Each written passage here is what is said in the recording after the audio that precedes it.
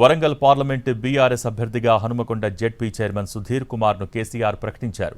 తాను పార్టీకి చేసిన సేవల్ని గుర్తించి టికెట్ ఇచ్చారన్నారు సుధీర్. కేసీఆర్ చేసిన అభివృద్ధిని ప్రజలకు తీసుకువెళ్లడంతో పాటు ప్రత్యర్థి పార్టీలు అభ్యర్థులు చేసిన ద్రోహాన్ని ప్రజల్లోకి తీసుకెళ్తామన్నారు.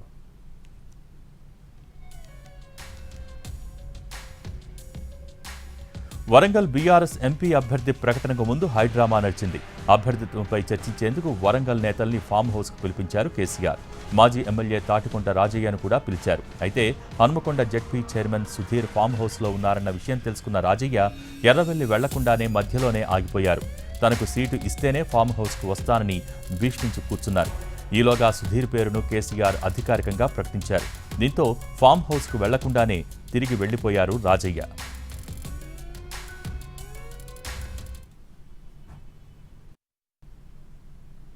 ఆనాడు టీఆర్ఎస్ ప్రభుత్వం చేసినటువంటి పనులు, అదేవిధంగా వీళ్ళ అసమర్థత వల్ల వీళ్ళు చేసిన అవకతవకలు రేపు ప్రజలకు సక్రమంగా తెలియజేస్తాం కాబట్టి దాని ద్వారా గెలుపు. నిబద్ధత, నిజాయితీ, కార్యకర్తలాగా పనిచేసేటువంటి తత్వము, కార్యకర్తలతోటి కలివిడిగా కలిసి పనిచేసేటువంటి తత్వం ఏదైతే ఉన్నదో ఆ తత్వం ద్వారానే నాకు టికెట్ లభించింది.